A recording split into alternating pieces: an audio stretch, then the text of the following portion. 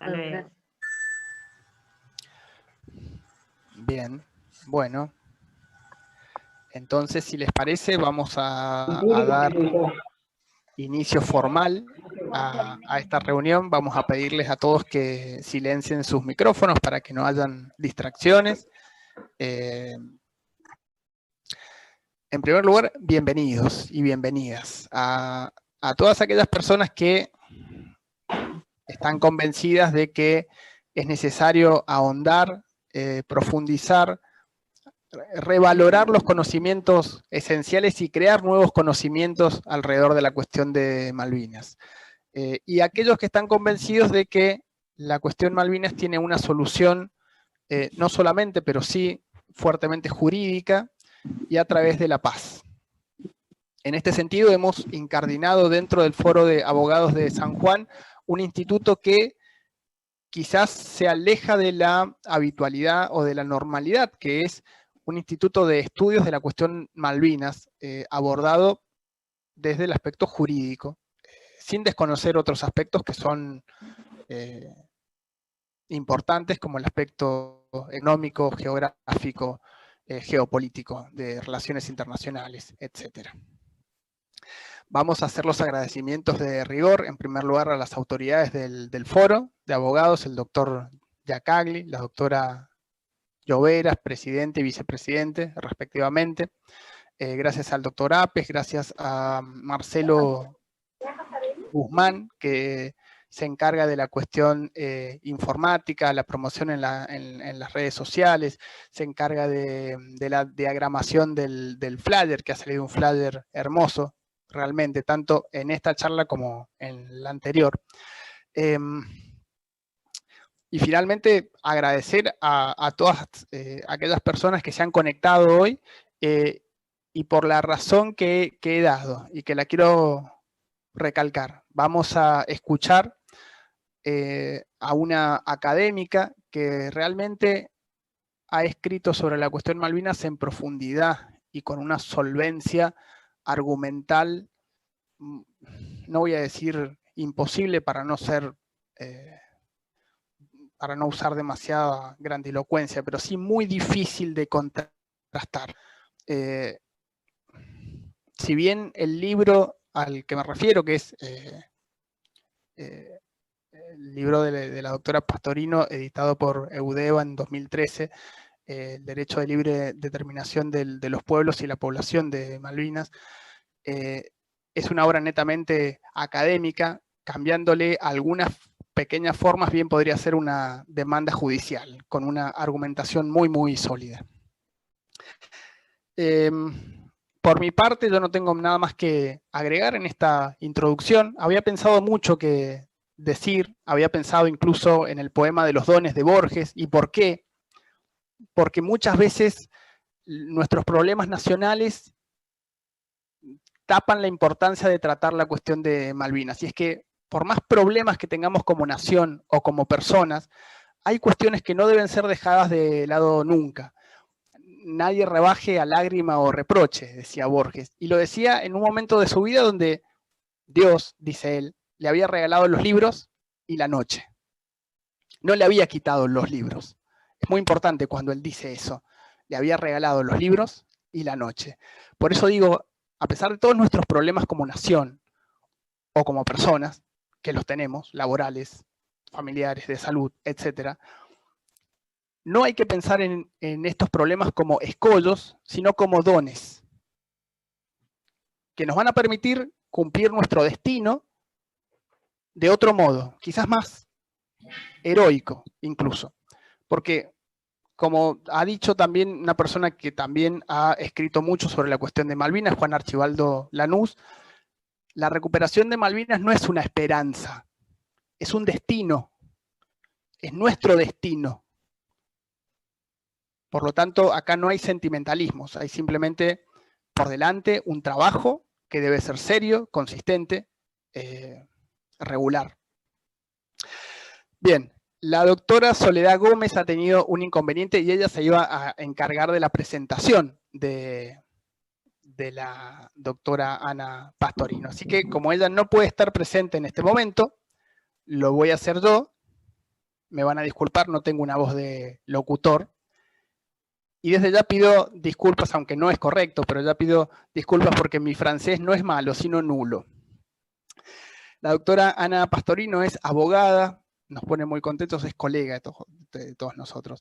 Es recibida de la Facultad de Derecho y Ciencias Sociales de la Universidad de Buenos Aires, cursó estudios de posgrado en Derecho en la Università degli Studi di Catania, Italia, y en la Université Paris-Panthéon-Sorbonne, Francia. Se graduó con medalla de oro en el Instituto del Servicio Exterior de la Nación, el ISEN, de la República Argentina. Desempeñó funciones diplomáticas en Singapur y en la misión argentina ante la Organización de Estados Americanos en Washington, D.C., así como en la dirección de Malvinas y Atlántico Sur de la Cancillería Argentina. Es autora de Malvinas, el derecho de libre determinación de los pueblos y la población de las islas, ampliamente recomendado, y de Colonialismo en el siglo XXI, la estrategia del imperio para mantener la ocupación de las islas, en coautoría. Y ahora que estoy leyendo el currículum, quiero agradecer a la misión argentina ante la OEA, porque ellos fueron el puntal para que podamos tener contacto con la doctora Pastorino, algo que nos parecía imposible, y como lo dije recién, hoy es 30 de junio y nos parece mentira. Doctora, apago mi micrófono y vamos a lo que estamos esperando todos, que son sus palabras y no las mías. Adelante, muchas gracias. Bueno, buenas tardes a todos. Muchísimas gracias al Foro de Abogados por de San Juan por haberme invitado a esta conferencia. Muchas gracias, Carlos Sánchez, por todos los contactos que hemos tenido y bueno, y por haberme buscado por mi libro a dar esta charla. Quiero decirles que yo hace 4 años que estoy de licencia, o sea que yo lo que diga acá es solamente a título personal.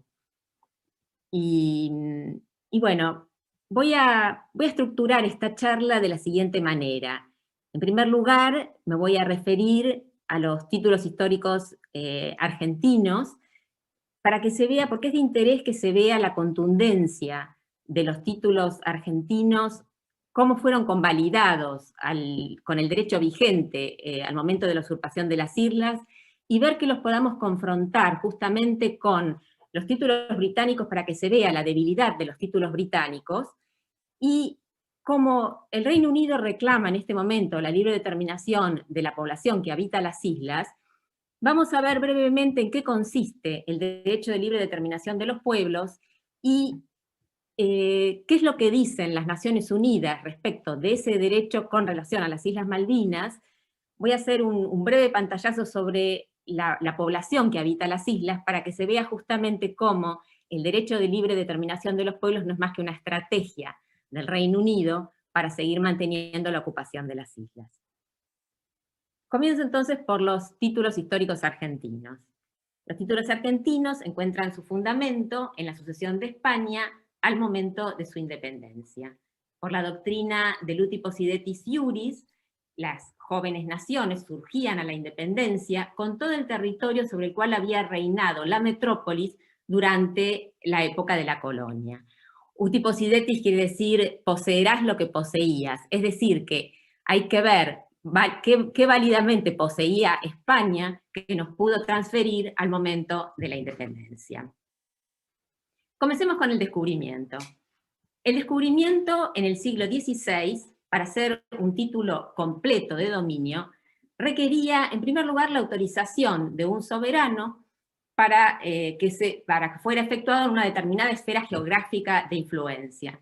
Pero además requería el perfeccionamiento de lo que se llamaba el animus rem sibi habendi del derecho romano, es decir, la voluntad, que se demostrara de alguna manera la voluntad efectiva de apropiarse de la cosa. Y eso podía ser mediante el establecimiento de una huerta o de un fuerte, como que le daba prioridad de dominio al que lo descubriera.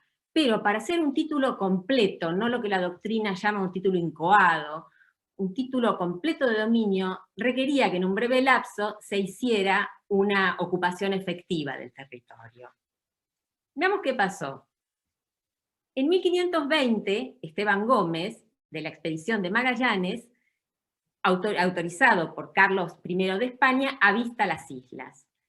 En 1592, es decir, 72 años después, John Davis avista las islas sin autorización de Isabel I de Inglaterra.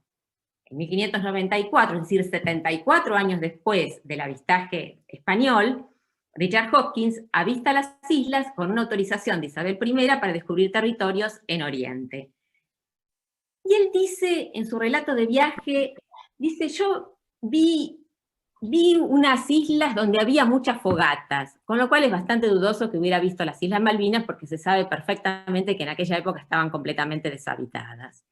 Pero además, él dice en su relato de viaje que él descubre esas islas, dice, para mi soberana a mi cuenta y riesgo. Es decir, que él sabía que no tenía autorización, tenía una autorización para descubrir territorios en Oriente, pero no en estas latitudes. El primer asentamiento efectivo sobre las islas lo tenemos recién en 1764, y lo hace un francés, Louis Antoine de Bougainville, bajo las órdenes del duque de Choiseul, que era ministro de Guerra y de Marina de Luis XV. Es decir, que lo hace en nombre de Francia. Y funda Port Louis, en la isla Soledad, donde establece una colonia que llega a tener 150 pobladores. España, que como digo en 1520 no había hecho actos posesorios, no los había hecho porque ella tenía a su favor toda una red de instrumentos jurídicos que determinaban que todos los territorios que se descubrieran dentro de esa zona geográfica le iban a pertenecer. Y entre esos instrumentos jurídicos había bulas papales, la bula de Alejandro VI, intercoetera, de 1493, en la cual Alejandro VI había trazado una línea imaginaria que iba de polo a polo y que pasaba 100 leguas marinas al oeste de las Islas Azores y de Cabo Verde, y él decía que todas las tierras que se descubrieran al oeste de esta línea imaginaria iban a pertenecer a España y todas las que se descubrieran al este iban a pertenecer a Portugal. En 1494 España y Portugal hacen el Tratado de Tordesillas, donde corren la demarcación de Alejandro VI 270 leguas marinas más al oeste de las Islas Azores y Cabo Verde, pero establecen la misma división. Todo lo que se descubriera al oeste iba a pertenecer a España y todo lo que se descubriera al este iba a pertenecer a Portugal. Este Tratado de Tordesillas fue convalidado por otra bula papal de Julio II, la bula Eacuae, que se dio 12 años más tarde. Pero además, España había firmado con Inglaterra un montón de tratados. Había firmado entre ellos el Tratado Americano en el año 1640, había firmado el Tratado de Madrid de 1713, había firmado el Tratado de Utrecht de 1713, el Tratado de Nootka-Sound de 1790, y en todos estos tratados se decía, grosso modo, que Inglaterra no podría navegar, ni comerciar, ni establecerse en los mares de las Indias españolas. Y a cambio, España le iba a reconocer los territorios que Inglaterra tuviera en América del Norte. Todos estos instrumentos que se hacían en la época para lograr un cierto equilibrio entre las potencias, fueron formando parte del derecho público europeo de los siglos XVII y XVIII.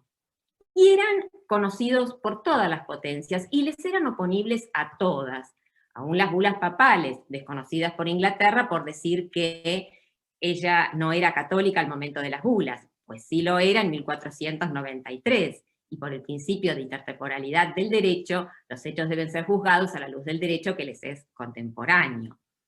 Además, Inglaterra se había servido de bulas papales.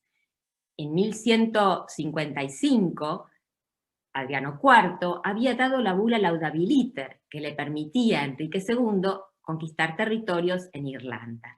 De manera tal que Inglaterra no podía venir a decir ahora que las bulas que favorecían a España no le eran oponibles, porque eso hubiera sido alegar su propia torpeza.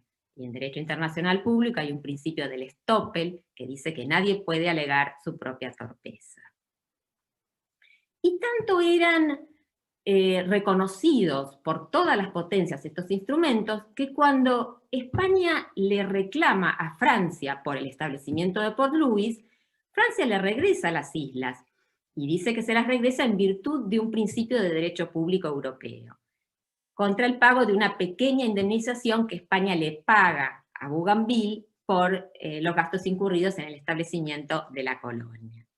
Esto es en 1767, y España comienza a gobernar y nombra gobernadores.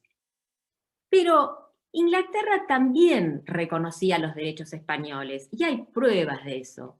En 1749, el almirante Anson había convencido al gobierno británico de establecer una colonia en el Océano Atlántico, en las supuestas Islas Pepys, o en las llamadas por ellos Falkland Islands. Ese proyecto comenzó a pergeñarse, y cuando el embajador de España en Londres se da cuenta, tiene conocimiento de este proyecto, le reclama al gobierno británico. Y el gobierno británico da instrucciones a su embajador en España para que le dijera al ministro Carvajal que ellos no pensaban establecerse en esas latitudes, que era solamente un viaje de reconocimiento. España se opone férreamente a este proyecto, e Inglaterra desiste. Es decir, que Inglaterra reconocía los derechos españoles sobre las Islas Malvinas, y tan es así que en 1766 los ingleses se establecen en un punto, secretamente, en un punto de la isla Saunders, al que llamaron Port Egmont. Este establecimiento, que como digo fue clandestino, fue conocido por España andando el tiempo, recién en 1770. Cuando es así, España los expulsa por la fuerza. Pero, a riesgo de una guerra, España decide retrotraer las cosas al statu quo ante. Y entonces, en 1771, firma un intercambio de notas con el Reino Unido, en el cual ella dice que retrotrae las cosas a su statu quo antes para reparar el honor de su majestad Jorge III, y dice la nota sin perjuicio de un derecho de soberanía anterior sobre las Islas Malvinas, por otros llamadas Falklands. Hay algunos autores que hablan en aquel momento de una promesa secreta de los ingleses de retirarse de las islas, cosa que efectivamente ocurrió en 1774. Se retiran de las islas y dejan una placa de plomo que dice que las islas son propiedad de Jorge III. Cuando España va a constatar la partida de los ingleses, destruye todo vestigio del establecimiento inglés, que era un fuerte, y se lleva la placa de plomo a Buenos Aires. Cuando es la invasión inglesa de 1806 y 1807, cuando Bedford se escapa, se lleva la placa de plomo a Londres. Es decir, que los ingleses sabían que la placa de plomo no había quedado en la isla Saunders. A partir de eso, España, que ya había nombrado 2 gobernadores, continuó gobernando pacíficamente y llegó a nombrar 32 gobernadores. Cuando comienza el proceso de independencia en 1810, el primer gobierno patrio, la primera junta de gobierno, emite un decreto firmado por su presidente, por Cornelio Saavedra, en el cual ordena el pago de los sueldos a los funcionarios españoles que se encontraban en las Islas Malvinas. Esto es ahí nomás del 25 de mayo, es el 30 de mayo. Acá hay que tener en cuenta que, bueno, España estaba en plena invasión napoleónica, ya había sufrido la derrota de Trafalgar en 1805, había perdido con eso prácticamente su conexión por mar con las colonias americanas, porque se había quedado prácticamente sin flota, de manera tal que en 1811 España decide retirar el destacamento que tenía en las Islas Malvinas. Pero, como digo, los gobiernos patrios que ya habían comenzado, siguieron haciendo actos posesorios. En 1820, el gobierno de las Provincias Unidas manda a David Jewett a tomar posesión de las Islas Malvinas. David Jewett va con la fragata La Heroína, y cuando llega a las islas ve apostados una cincuentena de embarcaciones, la mayoría eran embarcaciones británicas y norteamericanas, que eran los barcos justamente cazadores de focas, de lobos marinos, de ballenas que proliferaban en esas latitudes. Y David Jewett les hace a cada uno de los barcos que están ahí apostados una comunicación en la que les dice que él va a tomar posesión de las Islas Malvinas y que estaba prohibida la pesca y la matanza de ganado en las islas, so pena de detener a los infractores y llevarlos para su juzgamiento en Buenos Aires. Estos le manda esa comunicación y él iza la bandera nacional y emite una salva de 21 cañonazos para saludar a todas estas tripulaciones. Esta ceremonia es publicada en la Gaceta de Salem en Massachusetts, es publicada en diarios de Buenos Aires, es publicada en diarios de Londres. Y es decir que los ingleses tuvieron perfecto conocimiento de todos estos actos y no dijeron nada. En 1821 se dicta legislación sobre pesca para evitar justamente la depredación de los anfibios, se dicta legislación sobre impuestos en las Islas Malvinas y comienza el proceso de cesión de tierras. Y acá hay documentos que prueban que aparece el cónsul británico en Buenos Aires certificando firmas en alguna situación de la cesión de tierras en las Islas Malvinas. Todo esto para que vean el conocimiento que tenían los ingleses, digamos, de todos estos actos posesorios. En 1823 se nombra comandante de las islas a Pablo Oreguatí. En 1829 llegamos a tener una población ya de 150 habitantes y se nombra comandante político-militar de las Islas Malvinas y adyacentes al Cabo de Hornos a Luis Vernet. Cuando se hace este nombramiento, el 10 de junio de 1829, el Reino Unido emite una protesta y dice que las Provincias Unidas, al igual que España en el siglo XVIII, debían respetar el derecho de soberanía británica basado en el intercambio de notas que, como digo, España había hecho una reserva de soberanía, y en la posesión ficta simbolizada por la placa de plomo que, como digo, ellos sabían que no estaba más en las islas. Acá hay algunos autores que dicen que es el nacimiento de la disputa, la cristalización de la disputa, lo que se llama en derecho internacional la fecha crítica, el momento en que hay que ver si el territorio en cuestión era un territorio res nullius y cuáles son los derechos que cada una de las partes esgrime. Me voy a referir a esto más adelante.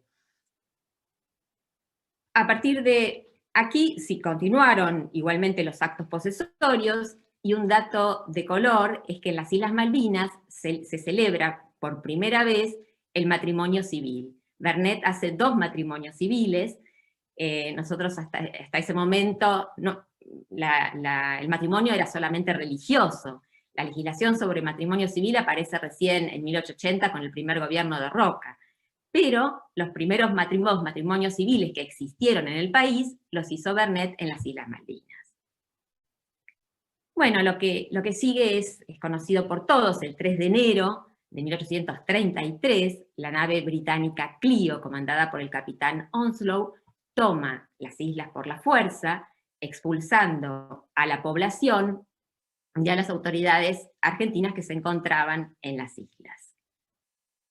El 16 de enero, el canciller Massa hace un pedido de explicaciones al cónsul británico en Buenos Aires. El 22 de enero protesta, el 17 de junio emite otra protesta, y los ingleses responden a la protesta del 17 de junio diciendo que ellos basan su soberanía en el anterior descubrimiento, que como digo había sido un título incompleto de dominio y además posterior al avistaje español, y basan su soberanía en la colonización que habían hecho en las islas, probada por el intercambio de notas de 1771 y la posesión ficta de esta placa de plomo que, como sabemos, sabían que no continuaba en las islas.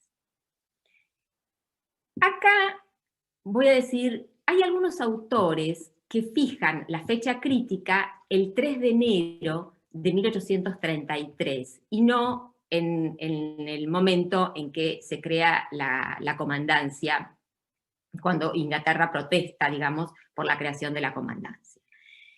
Y esto lo dicen porque se fundamentan en que es el momento en que Inglaterra toma posesión, digamos, toma medidas contundentes para apropiarse, toma medidas efectivas para apropiarse de las islas.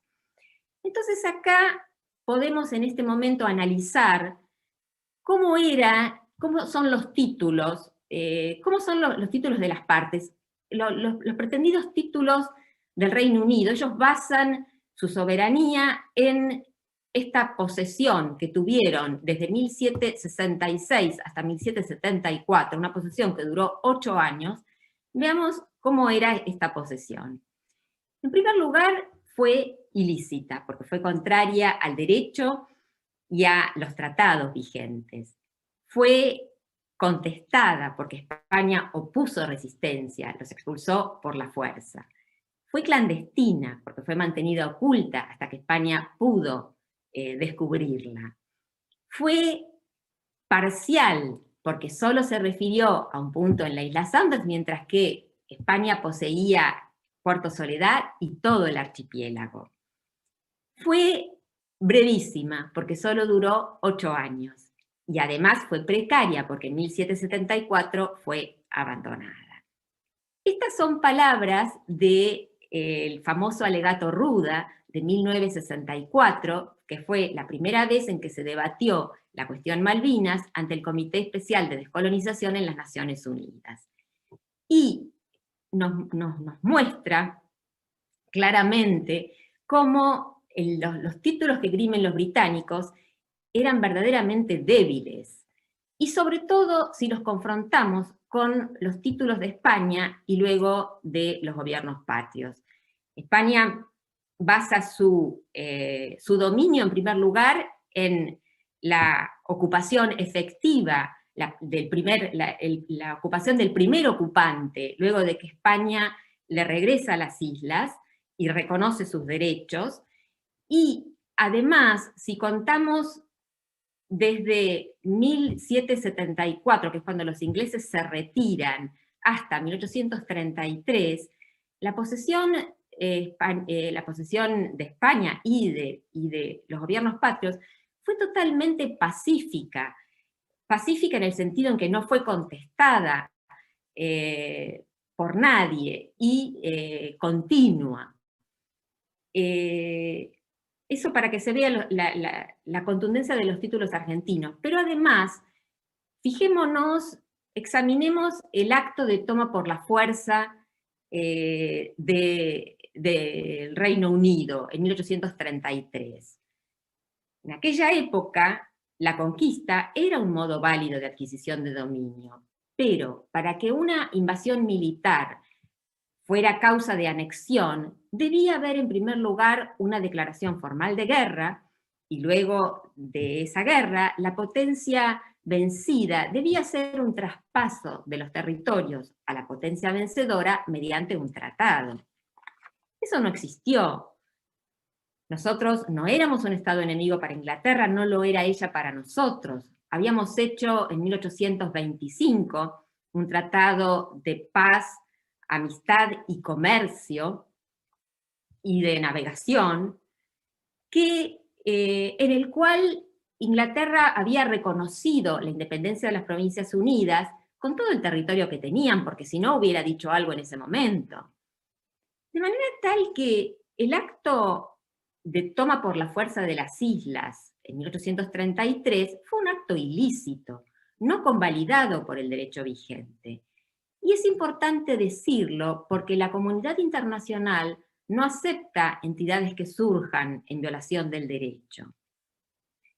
Como digo, el Reino Unido reconocía él mismo que sus títulos eran débiles y por eso fue esgrimiendo nuevos pretendidos títulos. Esgrime en un momento la prescripción adquisitiva como modo válido de adquisición de su dominio. La prescripción adquisitiva es el instituto jurídico que presupone un título defectuoso que es saneado ulteriormente por la aquiescencia de su anterior soberano.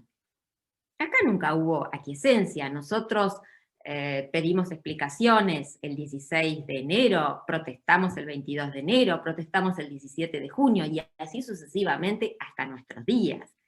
De manera tal que la posesión que los británicos tuvieron de las islas fue siempre contestada. Esgrimir la prescripción adquisitiva simplemente prueba que ellos sabían que su título de dominio era defectuoso. Y a medida que la evidencia histórica fue echando por tierra los argumentos originales, fueron entonces esgrimiendo, como digo, nuevos pretendidos títulos. Hoy en día reclaman la libre determinación de la población que habita las islas como único modo de mantener la ocupación de su territorio. Entonces vamos a analizar en qué consiste brevemente el derecho de libre determinación de los pueblos para ver si le puede corresponder o no a la población que habita las islas. El derecho de libre determinación de los pueblos es el derecho que les compete de establecer un Estado independiente o cualquier otro estatuto político, pero es también el derecho que les compete de darse su organización política, de participar en la vida pública, de promover a su desarrollo político, económico, cultural, sin injerencias externas, de acuerdo a la igualdad soberana de los estados, y sin distinción por motivos de raza, credo o color. Es decir, que el derecho de libre determinación de los pueblos se encuentra muy ligado a principios democráticos, y su ausencia justamente se vincula a los pueblos sometidos, a los pueblos subyugados, ya sea por haber establecido en ellos un régimen de colonias o un régimen racista, o cualquier situación donde se hayan vulnerado sus derechos humanos. Pero también el derecho de libre determinación, la ausencia de este derecho se vincula a minorías étnicas que dentro de un Estado ven sus derechos humanos vulnerados. Hay algunos autores que hablan de que son estas minorías un pueblo en potencia. Cuando sus derechos humanos se vulneran, se transforman en pueblo y pueden válidamente pedir su independencia. Es decir, que el derecho de libre determinación de los pueblos puede implicar una secesión, puede implicar la partición de un territorio. Y cuando ello ocurre, su dialéctica involucra un reclamo de libre determinación de la unidad de la unidad menor que quiere separarse, que entra en colisión con un reclamo de integridad territorial de la unidad mayor que no quiere perder esa porción de su territorio. Es decir que la integridad territorial funciona acá como la otra cara de la moneda, de la misma moneda, y podemos decir que la integridad territorial es el límite al derecho de libre determinación de los pueblos.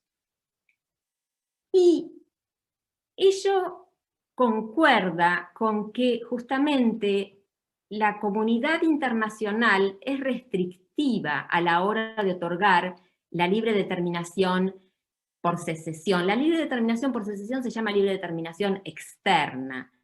Y es muy restrictiva, ¿por qué? Porque un esquema de particiones estatales al infinito es portador de inseguridad y podría justamente atentar contra la paz internacional.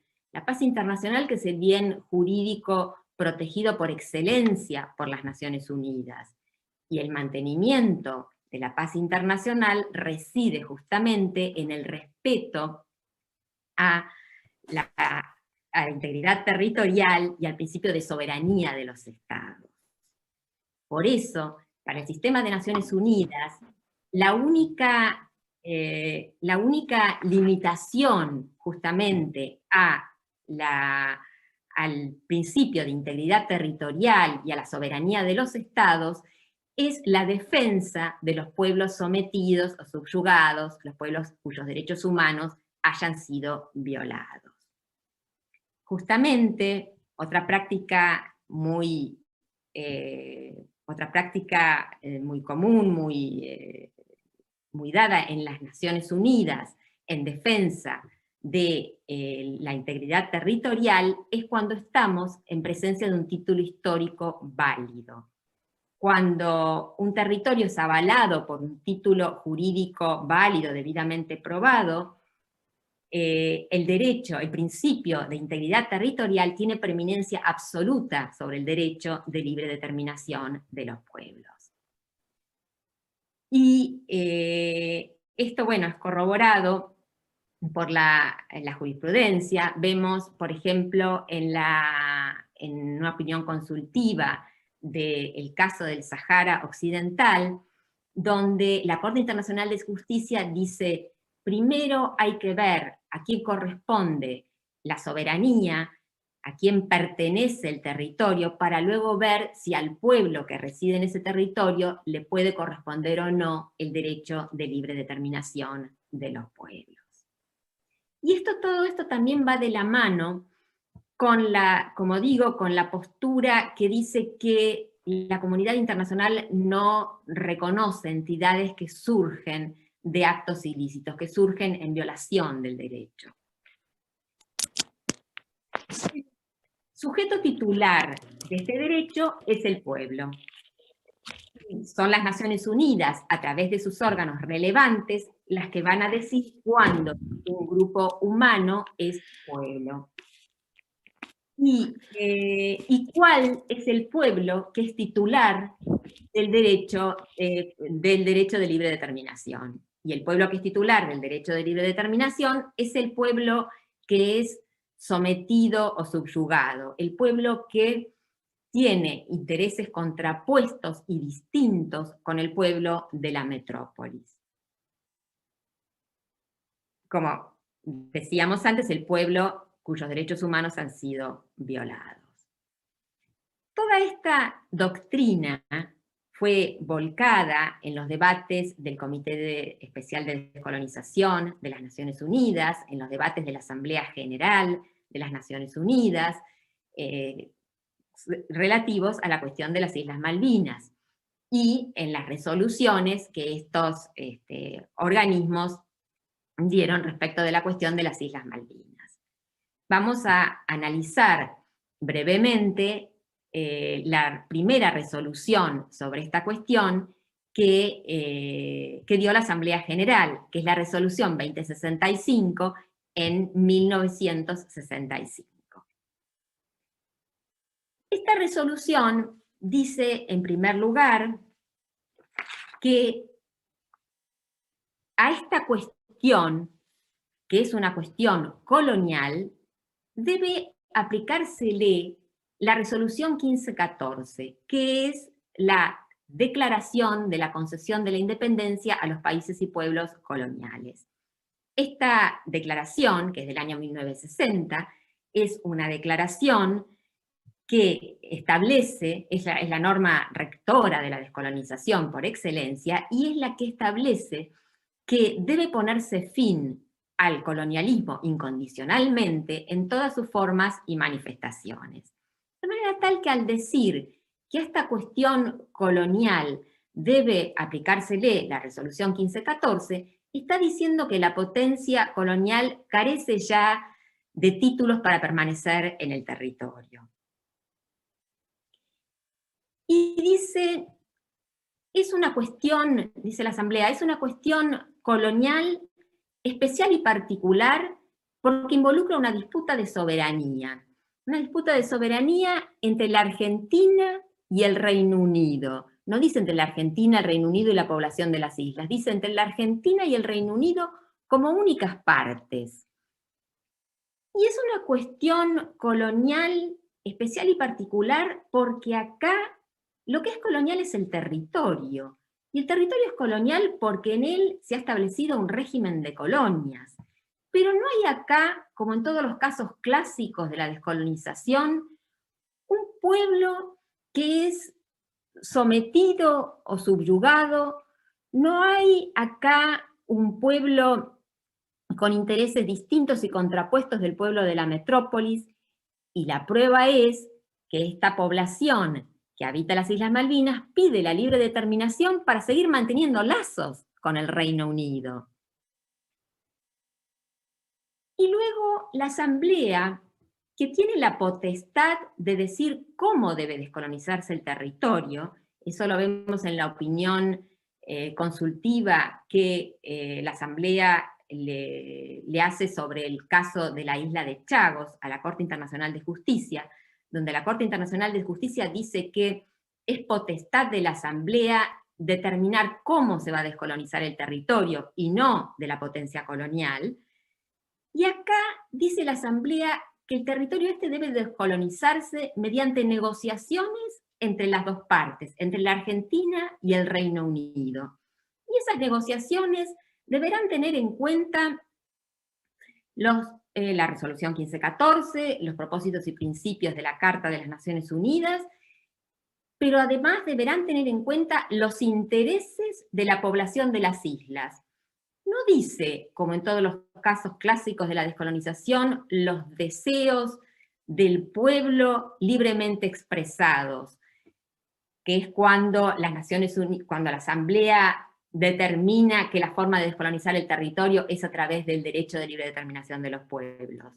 Acá no dice eso, acá dice que deberán tener en cuenta los intereses de la población de las islas, y está diciendo claramente que el derecho de libre determinación de los pueblos no se aplica a esta población. Y andando el tiempo, en 1985, en el proyecto de resolución que se presentó a la Asamblea General sobre la cuestión Malvinas, el Reino Unido intentó interponer en ese proyecto dos enmiendas sobre el derecho de libre determinación de los pueblos. Una en la parte preambular de este proyecto y otra en la parte resolutiva. Ambas enmiendas fueron ampliamente rechazadas por la Asamblea General. Quiere decir que para las Naciones Unidas el derecho de libre determinación de los pueblos no se aplica definitivamente a esta cuestión.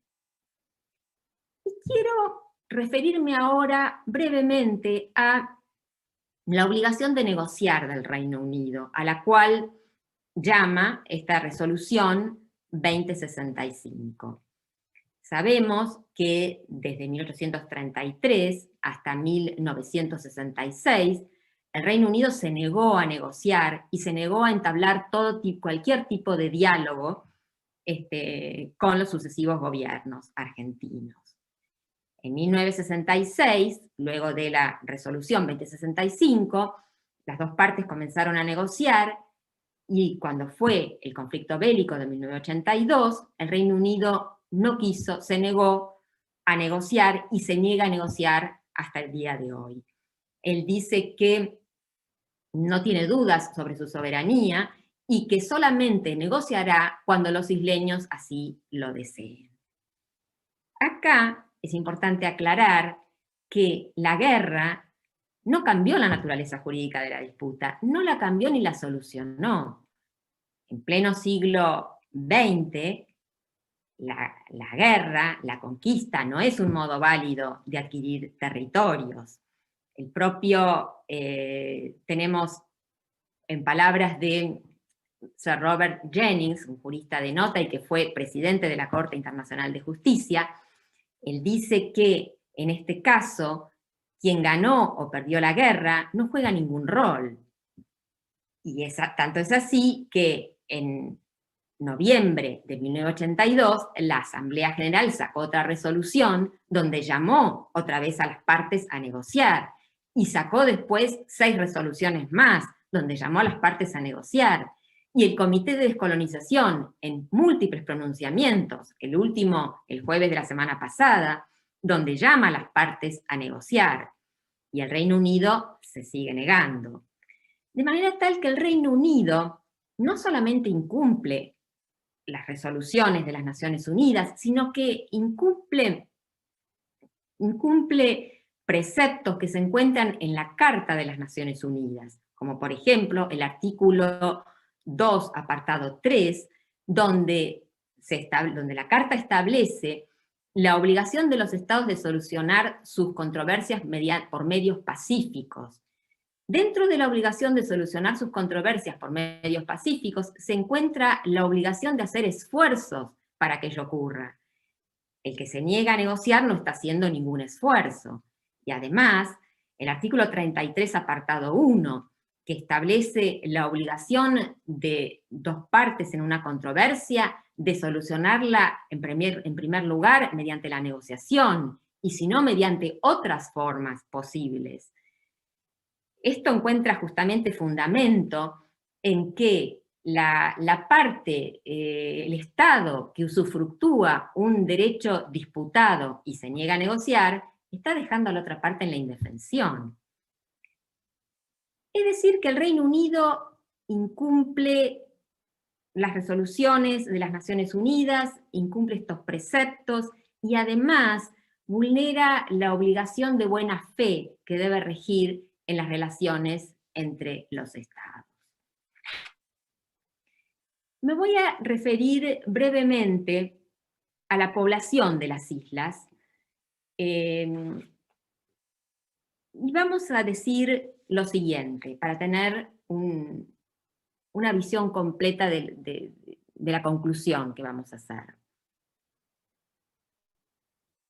Para que el reclamo de libre determinación que hace el Reino Unido le pueda asegurar la tesis de que la población va a mantener lazos con el Reino Unido, debe controlar férreamente a esta población para que no le pida la independencia.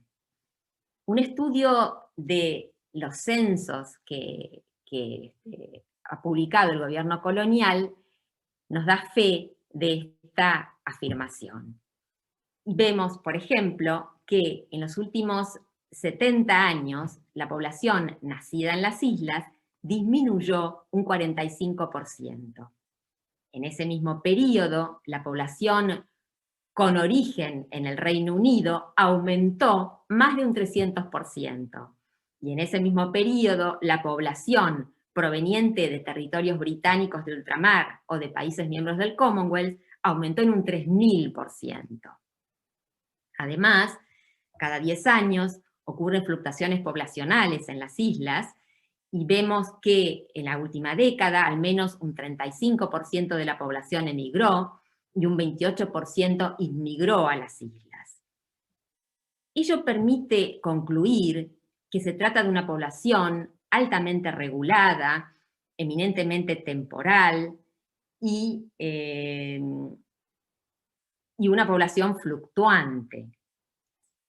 Además, los censos prueban que un 91% de esta población posee nacionalidad británica o de algún territorio de ultramar británico. Es decir que esto es testimonio de que el Reino Unido mantiene una estrategia migratoria que le permite otorgar la residencia, es decir, la entrada, la permanencia y la salida del territorio, el trabajo, la adquisición de bienes, las posibilidades de votar y de acceder a cargos públicos a estos individuos, es decir, a individuos que provengan del Reino Unido, de territorios de ultramar británicos o de países miembros del Commonwealth. Y entonces la britaneidad es lo que le permite obtener la britaneidad de la población como la condición resolutoria bajo la cual va a pedir la libre determinación, que consiste solamente en mantener lazos con el Reino Unido y no en la independencia. Y les quiero leer ahora, brevemente, cómo él ¿cuál es la categoría? Porque ¿cómo perfecciona esta estrategia migratoria? Bueno, les da una categoría migratoria que se llama el Falkland Status, que le otorga una cantidad, que es la que otorga mayor cantidad de derechos a estos individuos, a los que son bien miembros de origen, tienen su origen en países miembros del Commonwealth, en territorios de ultramar británicos o en el propio Reino Unido. La otorga esta categoría el propio gobernador de las islas, que es un miembro del Foreign Office, y lo que les quiero leer son los derechos que implica el otorgamiento de esta categoría para que se hagan una noción cabal de cómo el Reino Unido manipula la población. El que tiene el Falkland Status puede votar y ser electo para la Asamblea Legislativa. El que tiene el Falkland Status puede adquirir tierras o derechos reales sobre inmuebles en las islas. El que tiene el Falkland Status puede tener una cuota individual para pescar en las islas y para registrar buques en las islas, que es la principal actividad. Puede tener crédito para vacaciones. Puede tener apoyo del gobierno colonial para educación superior. En las islas no hay universidad, de manera tal que el que tiene el Falkland Status puede tener la universidad paga en Londres. Los propios ingleses que tienen que ir a la universidad en Londres la tienen que pagar y es muy cara. El que tenga el Falkland Status jamás va a ser sometido a control migratorio bajo ninguna circunstancia. El que tenga el Falkland Status tendrá protección de oportunidades de empleo bajo la ordenanza de inmigración. Podrá ser candidato preferente para acceder a un empleo del gobierno colonial. Podrá ser elegido para tener un subsidio familiar. Podrá ser elegido para tener vivienda otorgada por el gobierno colonial. Podrá ser elegido para entrar en el programa especial del empleo del gobierno colonial. Y podrá tener tratamiento médico gratuito. Es decir, que el que tiene el Falkland Status en las Islas Malvinas tiene la vida arreglada. Y esta es la manera en la cual el Reino Unido utiliza a la población como una herramienta para mantener su ocupación. Y pide la libre determinación como una fachada para mantener el colonialismo. El derecho de libre determinación de los pueblos que fue pergeñado por la descolonización para finiquitar con el colonialismo, el Reino Unido lo emplea como una fachada para perpetuarse en su dominio colonial. Es decir, que el pedido de libre determinación de los pueblos por el Reino Unido no es más que una estrategia para mantener la ocupación del territorio. Y vamos a hacer ahora entonces una conclusión final. Los argumentos demográficos, que como digo, tienen un valor importante para que nos demos cuenta de la estrategia que utiliza el Reino Unido para mantener la ocupación del territorio, no son ellos en sí solos los que descartan la aplicación del derecho de libre determinación de los pueblos a esta cuestión. Lo que verdaderamente descarta la aplicación del derecho de libre determinación es la existencia por parte de la Argentina de un título histórico jurídico válido y muy contundente al momento en que las islas son usurpadas por el Reino Unido mediante un acto ilícito que quiebra la integridad territorial de la Argentina. Como digo, la comunidad internacional es reacia a reconocer entidades que surgen en violación del derecho. Y acá lo que hay que ver es que la población que el Reino Unido trasplanta a las islas desde el inicio en que comenzó este trasplante y durante toda la permanencia de esta población, es una población que está en un territorio disputado, que siempre estuvo en un territorio disputado. Por lo tanto, esta población no puede tener un vínculo jurídico con el territorio. La población que sí tenía un vínculo jurídico con el territorio es la población que el Reino Unido expulsó en 1833. Y acá, la población que habita las islas y que reclama para sí misma este derecho de libre determinación que consiste en mantener lazos con el Reino Unido, es una población que justamente no sufre la acción colonial. El que verdaderamente sufre la acción colonial del Reino Unido, acá, es el pueblo argentino, porque el pueblo argentino no puede ejercer su derecho de libre determinación en esa parte de su territorio. El pueblo argentino no puede darse acá su organización política, no puede participar en la vida pública, no puede promover a su desarrollo cultural, económico y político en esa parte de su territorio.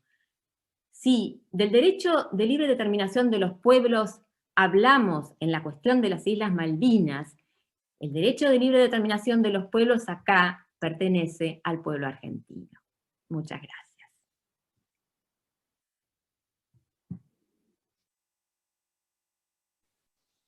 Muchas gracias, doctora. Estoy buscando acá rápidamente los aplausos. Ahí está. Muchísimas gracias. Muchísimas gracias, la verdad, clarísimo, clarísimo. Hay cuestiones que tardo horas en explicarlas y usted lo ha hecho en 30 segundos, algunas cuestiones puntuales, así que gracias, la verdad, una claridad que nos ha dado luz, no solo ahora, sino también para el futuro. Nosotros por una cuestión de orden no habilitamos el micrófono para preguntas, por eso siempre pedimos que las escriban en el chat, pero ya que tengo ciertos privilegios de organizador, otra cosa, tengo unos ahorros, creo que no puedo comprar un campo en Malvinas, ¿verdad? No, no es así, bien, bien. Tiene que pedir el Falkland Status, y no sé, me parece que no te lo van a dar.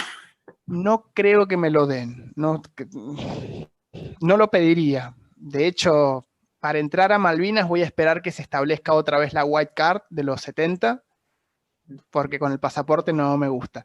Uno de los argumentos, doctora, que se han pseudo-argumentos que se ha esbozado últimamente es que la resolución 2065 ya no es válida, que habría dejado de ser válida luego del conflicto del 82. Usted ya lo trató a esto, pero creo que vale la pena recalcar. Te puedo aclarar, cómo no, te puedo aclarar un poquito más. No, la resolución 2065 es perfectamente válida, y no solamente es perfectamente válida ella en sí misma, sino que lo son todas las resoluciones que la Asamblea repitió después de la 2065. Son 10 resoluciones de la Asamblea General. Pero además, el tema ahora no se trata en la Asamblea General, figura en agenda y cualquier miembro de las Naciones Unidas puede pedir su tratamiento. La Argentina no pide más su tratamiento porque el tema se trata en el Comité Especial de Descolonización.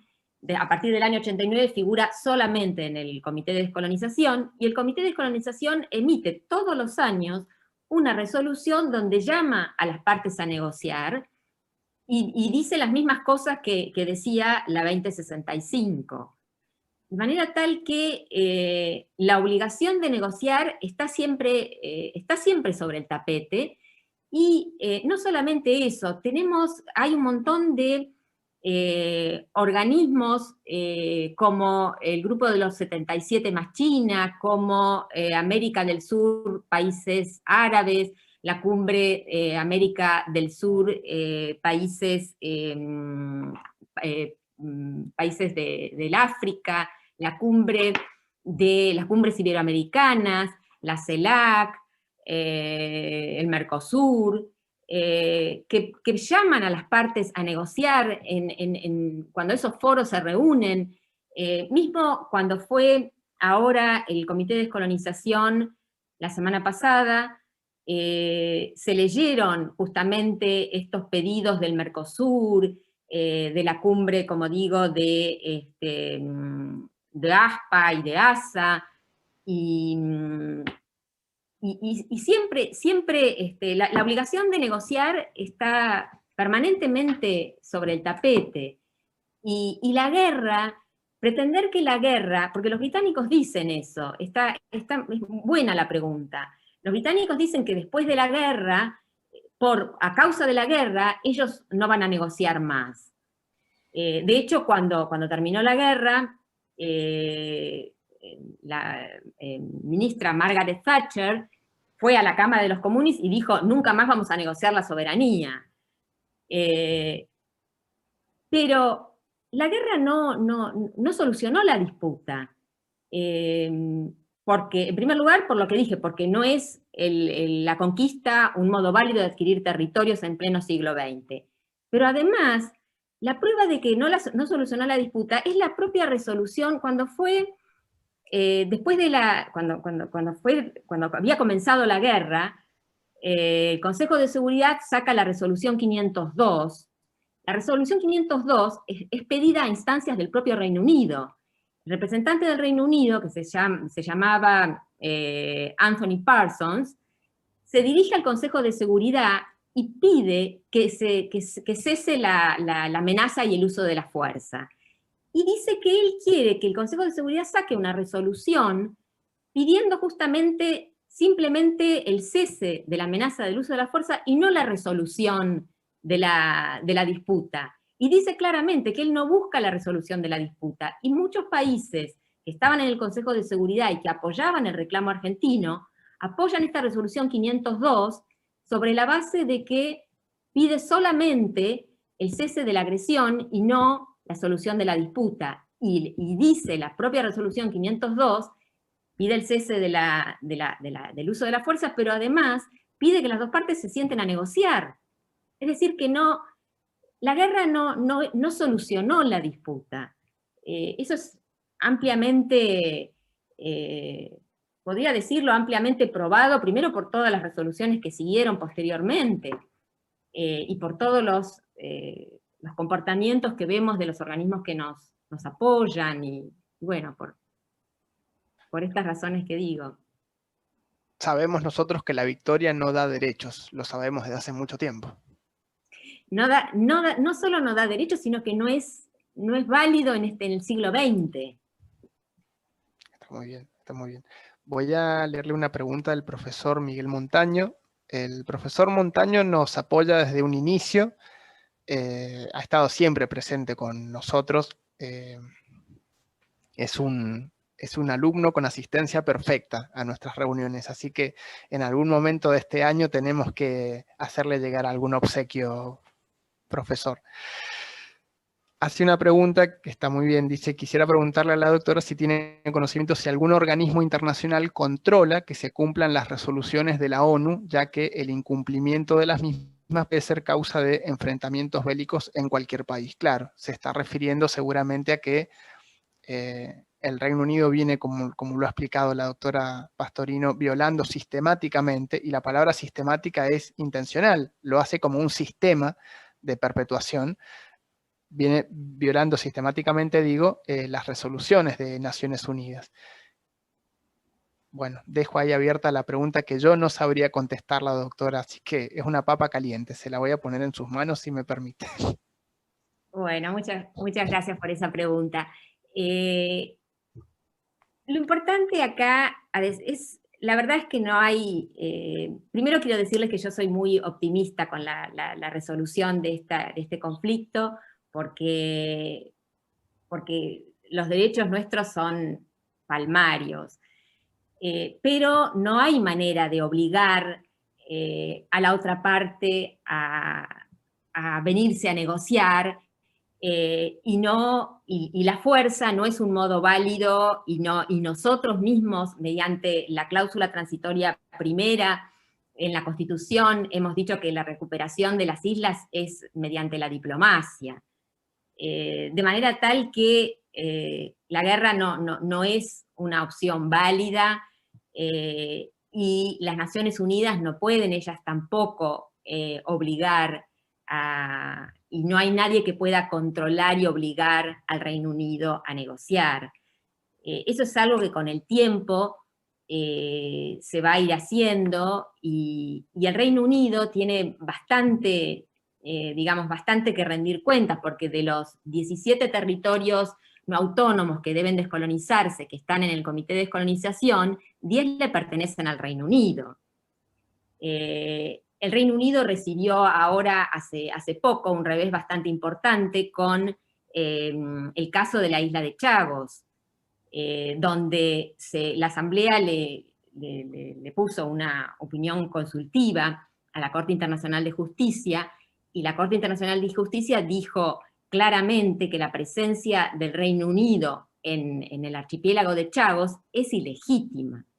Y todavía la Asamblea General sacó después una resolución donde le dijo que le daba 6 meses para retirarse del territorio y para proveer a la descolonización completa de Mauritius, que no pudo perfeccionarse porque ellos le cercenaron, le dividieron el territorio, le sacaron, le dieron la independencia, pero primero le usurparon la isla el archipiélago de Chagos.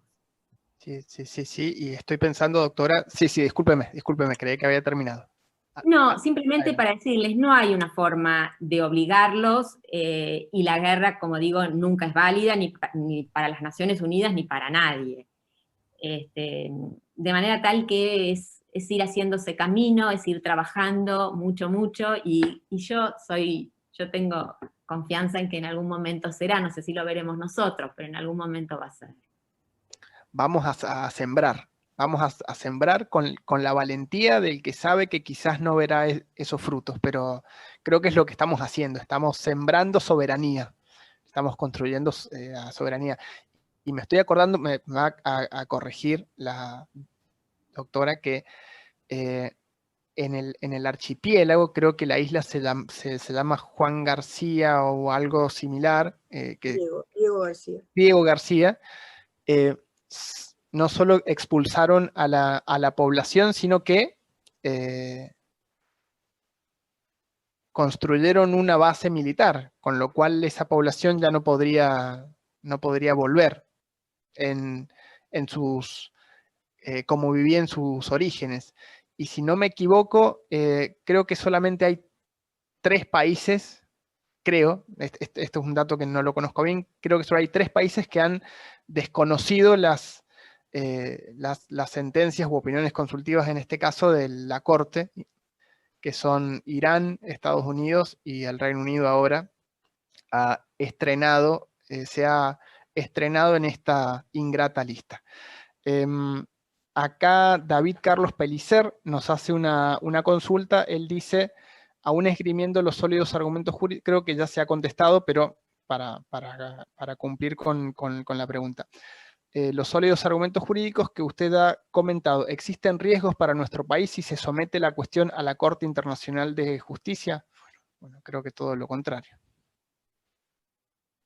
No, lo que pasa es que ahí la respuesta es que para someter un conflicto a la Corte Internacional de Justicia, las dos partes deben, por eso se ha hecho, por eso Mauritius lo que hizo fue una opinión, pedir a través de la Asamblea General una opinión consultiva a la Corte Internacional de Justicia, pero llevar el diferendo a la Corte Internacional de Justicia, las dos partes tienen que estar de acuerdo. Y además, es importante aclarar que el Reino Unido hizo una reserva de que todas las sentencias de la Corte Internacional de Justicia no le van a caber después de hechos que ocurran después de 2004, creo. Con lo cual, no... Y además, como digo, las dos partes tienen que estar de acuerdo. Así que no hay posibilidades de llevar a la Corte Internacional de Justicia. Doctora, usted, no sé si tengo el micro, sí, usted en la obra que hemos comentado al principio expresaba sobre un principio de derecho internacional, ex iniuria ius non obitur, es decir, los hechos injustos no causan derecho. Y en virtud de la mención que hizo de las características del título británico que comentaba el doctor Ruda, la pregunta mía era justamente lo que hace ilícito el título británico y que no tiene habilidad para crear el derecho de soberanía, se puede afirmar que serían justamente su ilicitud, su posesión contestada, clandestina, parcial, brevísima, precaria. Es decir, estas características son las que habilitan a la aplicación de este principio. No sé si he sido claro, yo no me he entendido, no sé si me ha entendido usted. No, a lo que yo me refiero es el análisis de la posesión breve que tuvo el Reino Unido, que él alude como que es causa, digamos, de que le da el título jurídico que él esgrime como válido, es esa posesión pequeña de 8 años, ¿no? De 1766 hasta 1774. Pero el Reino Unido, a lo que yo me refiero en el libro de Ex injuria ius non oritur, es que el derecho que surge de un acto ilícito, ese derecho no tiene validez. Convalidar la pretendida soberanía británica sería convalidar un hecho ilícito, y el hecho ilícito es la toma de las islas por la fuerza en un momento en el cual el Reino Unido no tenía ningún título sobre las islas, porque no eran un territorio res nullius, ya había pasado el derecho del primer ocupante de España, habían pasado todos los actos posesorios españoles, es decir, que el Reino Unido usurpa las islas sin ningún título, ni siquiera perfecciona lo que para el derecho vigente hubiera sido una conquista. De manera tal que la posesión que tiene el Reino Unido tiene origen en un hecho ilícito. Eso es lo que no es válido.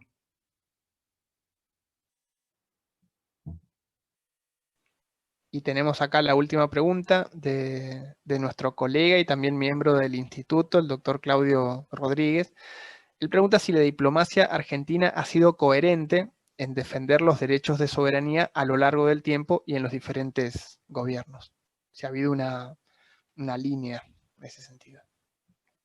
Yo creo que sí, creo que la cuestión Malvinas es política de Estado, creo que siempre lo ha sido. Los gobiernos han cambiado diferentes estrategias, pero siempre ha sido política de Estado y lo sigue siendo. Y creo que no hay prácticamente argentinos que no convaliden que esto es que los derechos son nuestros y que es, digamos, una política que tenemos que recuperarlas. Perfecto, perfecto. Yo, por mi parte, no tengo ninguna otra pregunta. En realidad sí, tengo muchas, pero sé que en Dinamarca, donde está la doctora Pastorino, ya es tarde. Si fuese por mí, la tendría entretenida mucho tiempo más, pero ya no hay ninguna pregunta en el chat. Por mi parte, darle infinitas gracias. Ha sido realmente un lujo. Este año somos un grupo nuevo dentro del foro y este año hemos tenido en este primer semestre 2 charlas de altísimo nivel. Veo que está conectada, si no sé si se ha ido, pero estaba conectada hace un ratito Lilian Berardi, la licenciada Lilian Berardi, que nos dio la charla junto con Oriana Cherini hace un tiempo, que la doctora Pastorino tuvo la oportunidad de observar, le enviamos el vínculo. Esto para nosotros es importantísimo porque estas charlas no son un fin en sí mismo. Esto nos tiene que llevar a seguir elaborando conocimiento, porque es el conocimiento el que, como una bola de nieve, va a terminar empujando a la potencia ocupante a entregar las islas como corresponde y a reconocer la soberanía de su legítimo dueño. No hay fuerza más poderosa que una idea que se mantiene persistentemente y sobre bases, por supuesto, razonables, sólidas, veraces. Eso es lo que nosotros sustentamos siempre. Mira, una cosa, Sí. que te quiero aclarar, que por ahí es linda de decir. En la semana pasada, cuando fue el Comité de Descolonización, tuvimos 30 países que pidieron hablar en favor de los derechos de Argentina. O sea que eso es de la reanudación de negociaciones, ¿no? que pidieron la palabra para instar al Reino Unido a negociar. Con lo cual, yo creo que trabajando se van logrando cosas. Eso es lo que quiero. Yo estoy seguro que sí, y no se trata de una cuestión de tamaño de estados, porque la República de Mauricio no es precisamente una potencia nuclear, económica o naval, pero es un país que tiene todos sus derechos de soberanía y una nación dignísima, muy parecida a la Argentina en cuanto a su conflicto colonial. Por eso es que, ante todo, hay que tener conocimientos sólidos, pero también fe. Y creo que, doctora, usted nos ha transmitido eso hoy, fe. Fe en nuestros derechos, en nuestra capacidad, en nuestro conocimiento. Voy a cumplir con cuestiones de rigor, dando las gracias a todos los miembros del instituto, particularmente a quienes hemos trabajado mucho para que se diera esto del mejor modo, la doctora Ana Ruiz y la doctora Soledad Gómez. Todos nos tenemos que hacer cargo de nuestras familias, es cierto eso, y sin embargo sentimos un llamado, un destino, como lo dijimos antes, a seguir generando conocimiento y a seguir construyendo soberanía. Por mi parte, doctora, yo le agradezco muchísimo, estamos muy complacidos de esto, ha sido un semestre a full, perdón por la expresión, creo que todos nos vamos muy deslumbrados por esta exposición. Y deslumbrados dicho con todo sentido, porque nos ha echado luz, y la luz no es para mirarla a la luz misma, la luz es para que nos ilumine el camino. Y justamente creo que ha sucedido eso hoy. Creo que hoy tenemos mucho más argumentos para seguir discutiendo en los ámbitos que haya que discutir, desde nuestro humilde ámbito, por supuesto, para seguir defendiendo y promoviendo la defensa de nuestros derechos a través de la paz, del conocimiento, y de nuestro ámbito, el derecho. Así que, doctora, yo, sinceramente, me quedaría conversando horas con usted, pero sé que ya es tarde, quizás seguramente ya tiene cosas que hacer, pero espero que se haya sentido cómoda, para que esta no sea la última vez. Muchísimas gracias. No, les agradezco a todos, muchas gracias Carlos, y muchas gracias a todos los oyentes. Para mí fue un placer, muchas gracias por las preguntas, fue muy lindo, muchas gracias. Bueno, con esto damos por terminada esta charla. Les anuncio que el video va a estar subido en quizás una semana más a la página del foro. Pueden entrar a fasj.org.ar. Si no, yo voy a escribir acá rápidamente mi mail, me lo pueden enviar. De todas maneras a la doctora se lo vamos a mandar,